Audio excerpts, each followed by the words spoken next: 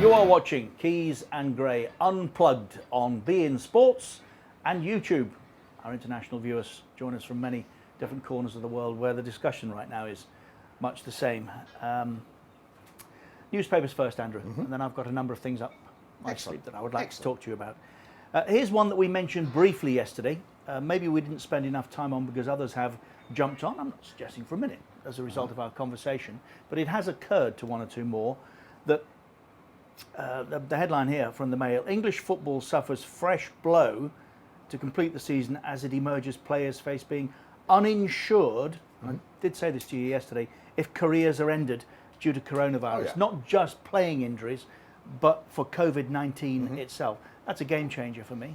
Well, it will be a game changer, Richard, if down the line there is a footballer, particularly a high-end footballer, has contracted COVID-19 and for whatever reason, for whatever complications they may have had, is unable to continue in his contract or his profession. Well, I refer you further down the line would be a worry for I refer everybody. you back to what we discussed the other day, Wayne Rooney. We're not guinea pigs. Why, if you're a footballer right now, would you be rushing back to work, putting yourself at risk of contracting this problem? No, you wouldn't, and I don't think the footballers will be rushing back.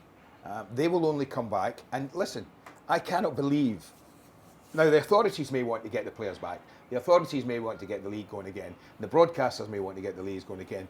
But I can't believe that the clubs and the footballers are going to entertain playing football again until they, the clubs and the players, are. Can you be 100% sure? Well, certainly 90% sure that it's safe to do so. Sadiq Khan, the Mayor of London, and I understand entirely, and I support his view in calling for football clubs to give their team doctors, physios, training ground equipment to the NHS in this fight against coronavirus. I understand that, but if that were to be the case, again, I don't think you're just blurring lines. I think you're crossing them, you are. And you're running serious risks. Yeah, I mean, but how many club doctors are there in the league? And he's talking predominantly Well, every London, club now, but he's talking predominantly London. The Mayor of London, yeah. The Mayor of London is talking London clubs. So maybe what? How many clubs in London? 10, 15? It's a tough one. What if the season kicks off again? You mentioned it. What if in a month's time, do we suddenly, if these guys are doing important jobs, just say, well, sorry, you've got to come back and work in football again? From the back page of the Mail, clubs daren't ask stars to take pay cuts. Newcastle United have ancillary staff, so too Tottenham yesterday.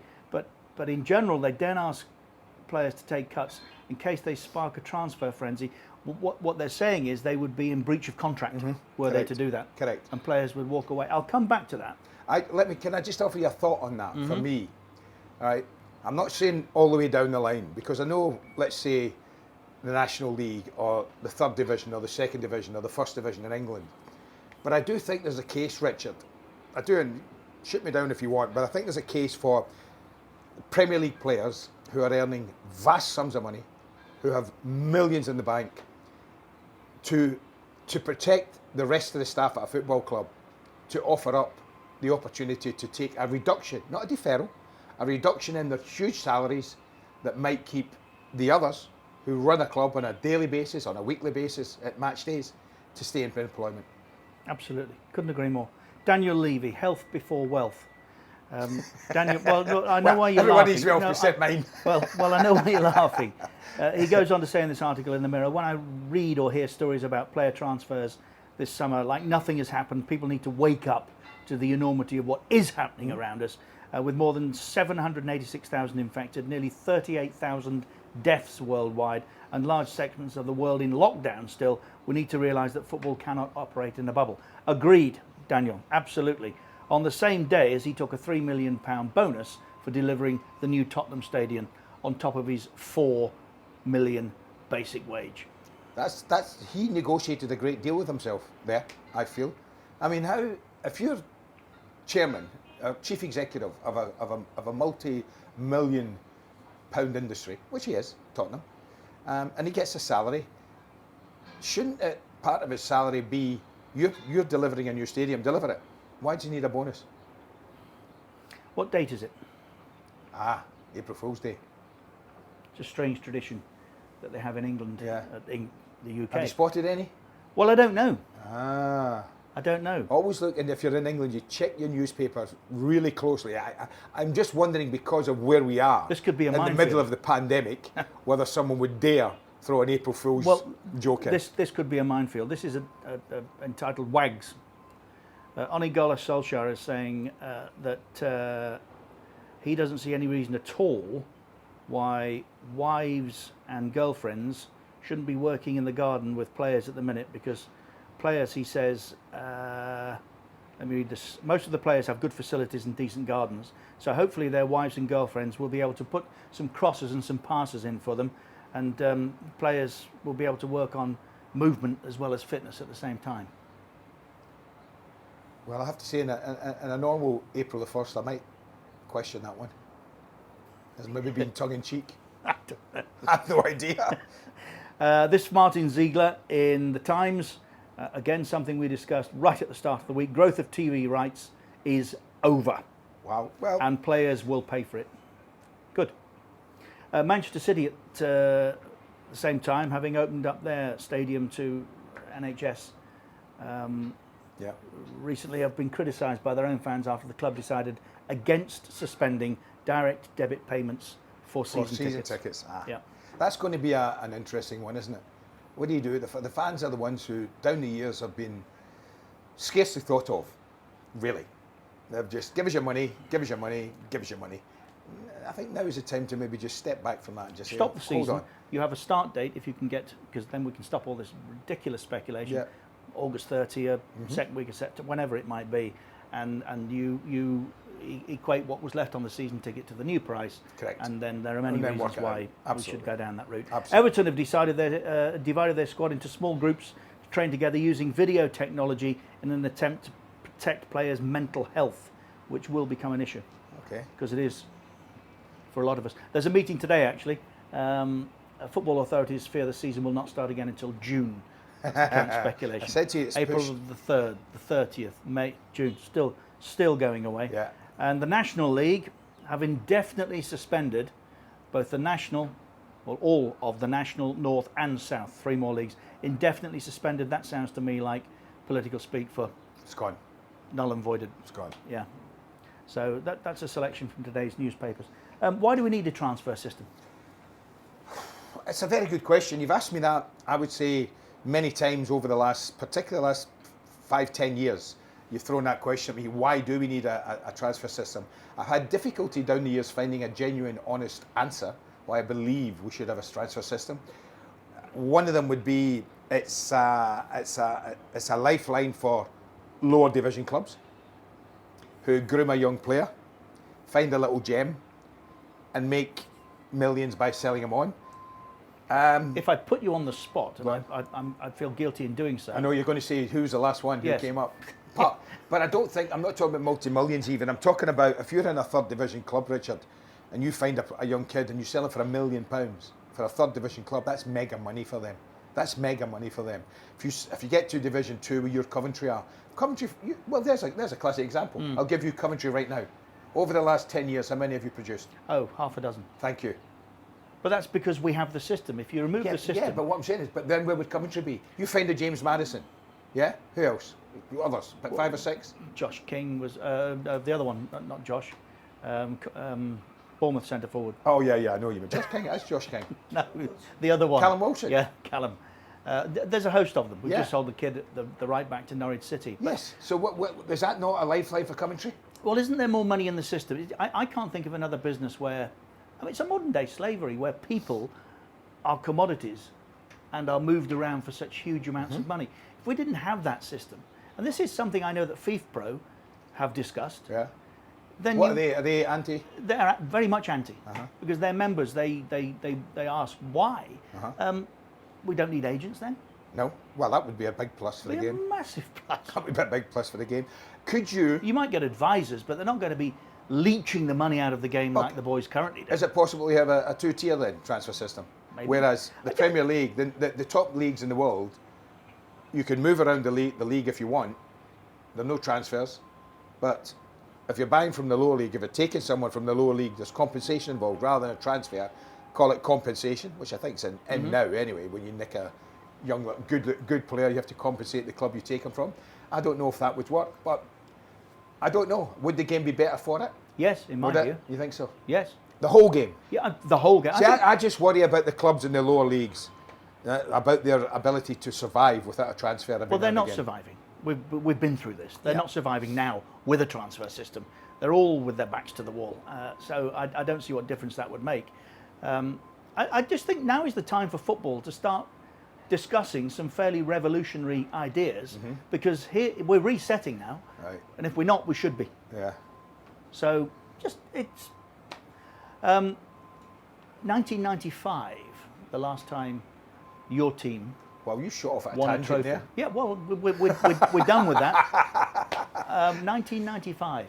I tell you why it came up. I noticed a line from Gary Lineker the other day.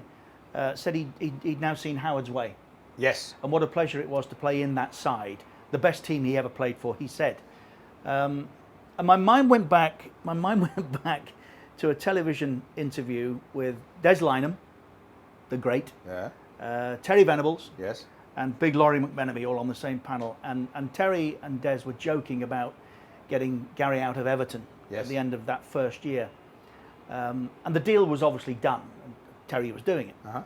And I remember Big Laurie towering over them and looking down and saying, well, I think Howard Kendall might have something to say about this.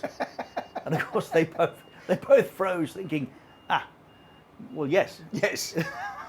But there were reasons, and I don't know what they are, that Howard let Gary go at the end of that season. And I wondered if it was because he scored more goals, 42, something like that, He scored than bucketfuls. anybody had since Dixie Dean in an Everton jersey. But Everton won nothing that season. Came second twice, yeah. Runners up in the league, runners up Title in the FA with Cup. the team you played in, title the following year when Yes. Sharp and Heath were back together. That's right. Do you think that was because there was more of a team ethic and that's what Howard saw? That would be, do you know, if I was really cynical and bitter, it would be easy for me to say, yes, that's exactly what it was. But there are many... No, I don't want you to be cynical. No, or but there bitter. are many- And I there don't are think many this will be things- misunderstood. there are I want many- you to be honest. There are many things that go towards winning titles, winning FA Cups. And in all honesty, Richard, I couldn't answer that question. The only people that could answer that question are the lads who remained there from the team I played in, the Southalls, the Gary Stevens, the Peter Reeds, Trevor Stevens, the Adrian Heaths, Graham Sharps, Kevin Sheedy's of this world. They're the only ones that could say, you could go up to and say, do you know that middle season when Gary was there with his 42 goals? Why? What was the difference? Why did it not happen then? And it happened the season before and happened the season after. They're the guys. If Reedy was sitting here, I could ask Reedy, and I know he'd give me an honest answer because he went through it. I didn't live through it. I watched it from afar. I can't tell you. What I do know is that we all know what Gary was, a masterly goal poacher, right? He scored bucketfuls of goals wherever he went. Was he as much of a team player as me? Probably not. Probably not. And I think the guys at Everton would probably say that. Was he a better goal scorer than me? Absolutely.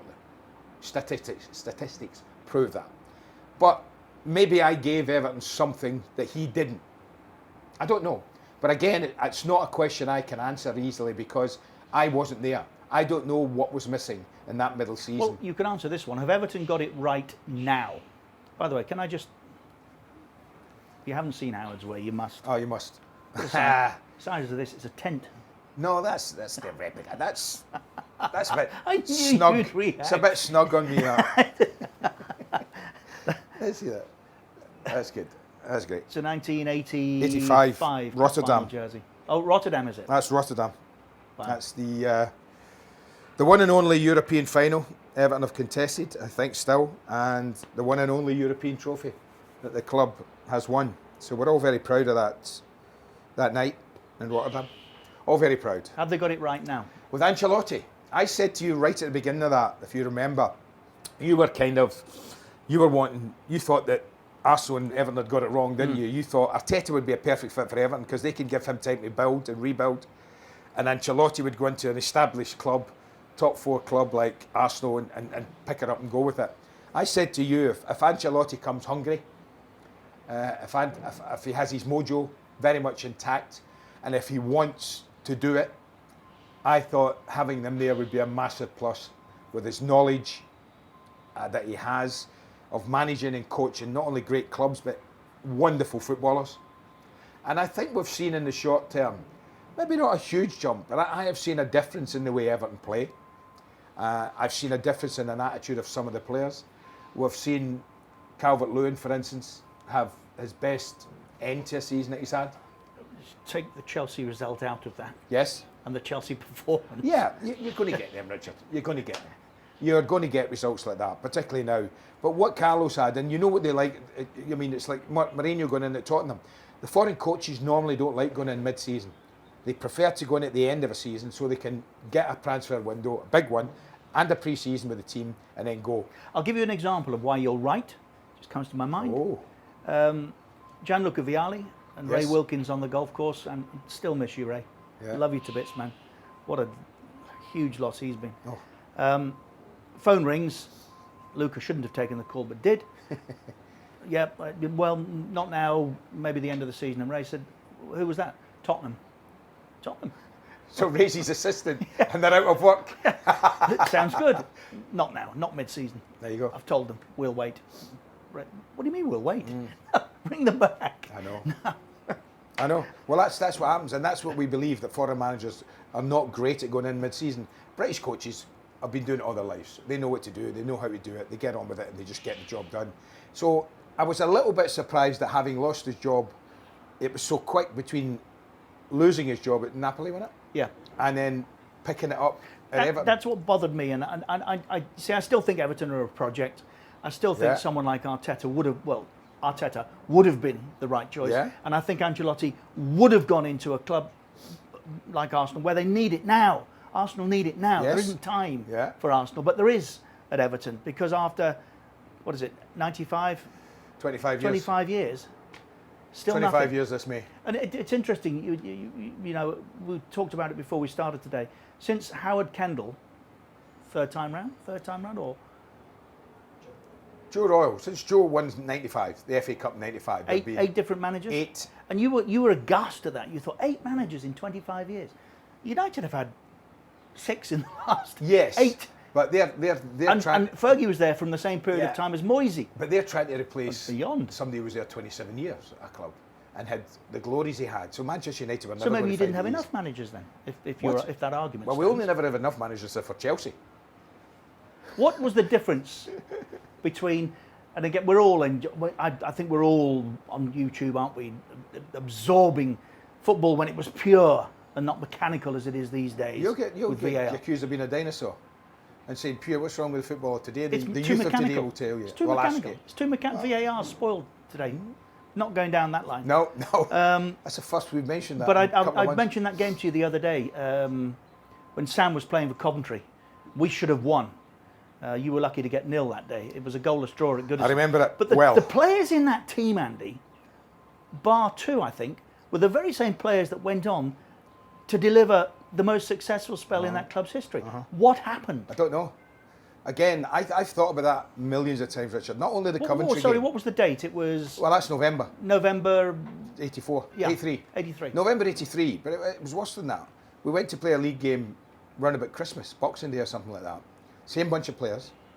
Went to play at Birmingham City, St Andrews. And Howard came in.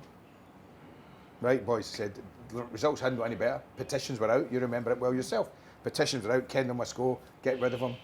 Philip Carter, no, I'm sticking by him. I think he's the right man. He's got my backing. He was laughed at, because you know when when a chairman usually backed a manager in those days, that meant he was out the door. But Philip meant it, Sir Philip meant it. At the time. I actually think 2 more games. Do you think so? And he was No, well, the at that top. time, Sir Philip It's all right meant it. being brave now. I know. So we played away at Birmingham, and Howard came in and says, listen, this is the point of no return. If results don't start changing now, then I'm going to have to change this group of players. Wow. We won. We beat Stoke 2 weeks later in an FA Cup tie in Stoke. Victoria Ground. Yeah, that was it. Is the name Victoria you're looking Ground. for. It's amazing, isn't it? You forget all these great grounds. But we won there. And then we had that amazing draw at Oxford in the League Cup when Kevin Brock's back pass was intercepted by Adrian Heath kept us in the League Cup. Although we didn't win the League Cup, we got to the final, lost to Liverpool. This was the same boys. They had been growing though. Trevor Steven began to stay in the team. Kevin Sheedy began to stay in the team because Terry Curran was in it when I went. Alan Irvine, they were the kind of wide players, but it developed to Stephen and Sheedy in that 2 or 3 months spell.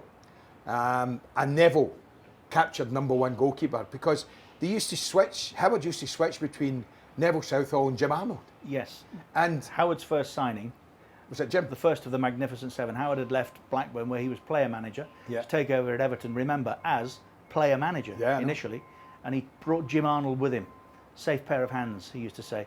Neville was arrived, Yes. but that deal was already set up. Gordon Lee and his coaching staff Had done that. were buying Neville. Right. So Howard naturally was going with his man. Right. But his man, sorry Jim, wasn't good enough. Certainly Wasn't nowhere as near as good as no. Neville became, or was even at that point. Yeah. So that was what was happening. The team was developing like that. Reedy had got into the team the same time as I arrived. Peter Reid, amazingly, Peter Reid hadn't been in the team up until the time I got there.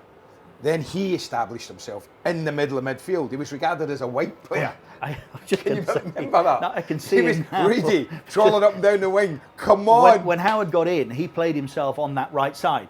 And when Howard wasn't playing, Reedy came in. And between the two of them, they weren't good enough to fill that position. So whatever happened, they shifted Reedy in one to the middle of midfield, and it worked like a dream. History tells us that. And so the team was just kind of developing. Now, you'd have to ask Howard, and I wish we could, sadly, God bless him.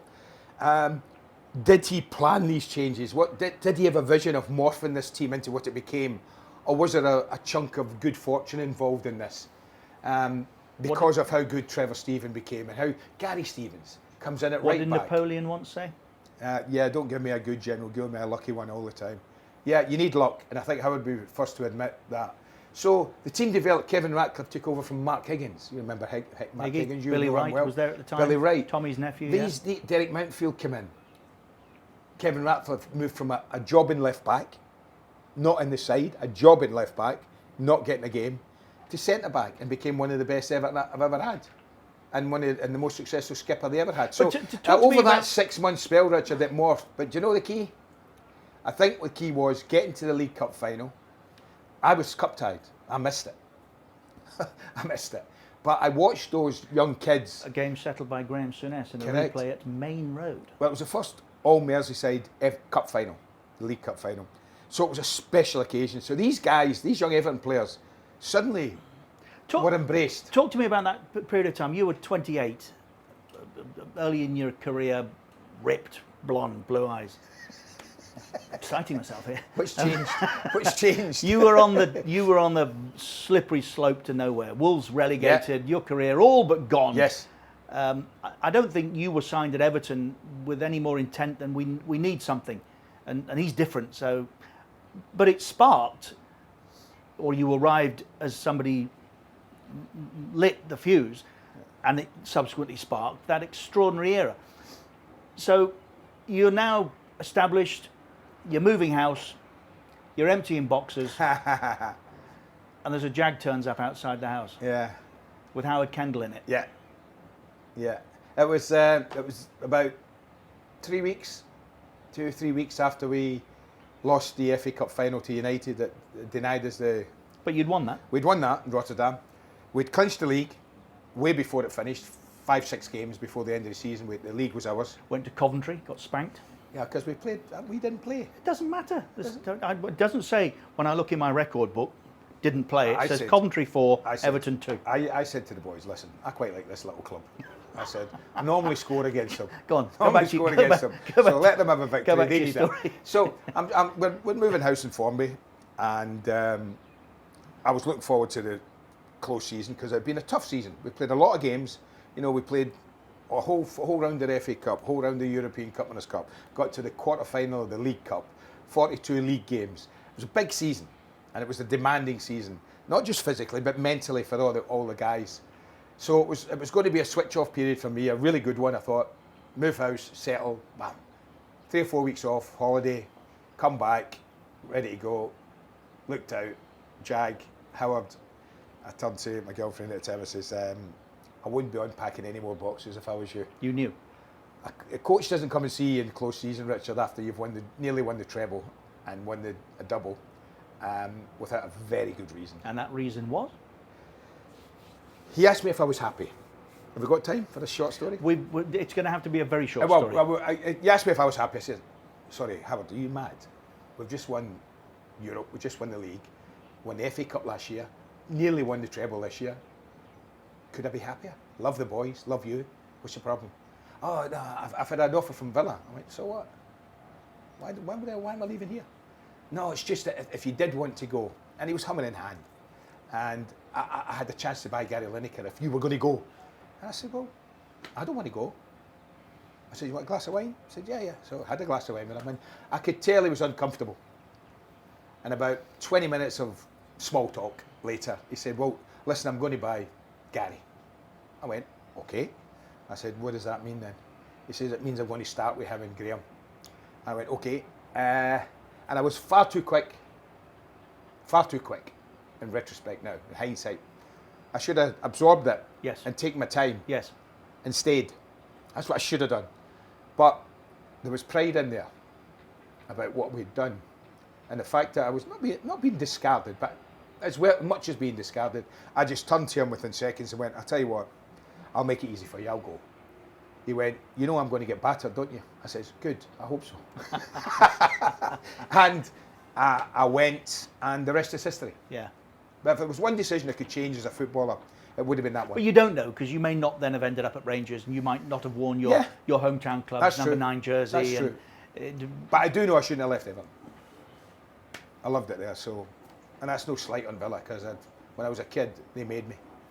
We are here every day at the same time, Monday to Friday, Tuesday to Saturday in some parts of the world. Yes. And for our international viewers, you will also find us on YouTube. Thank you for your reactions and thoughts.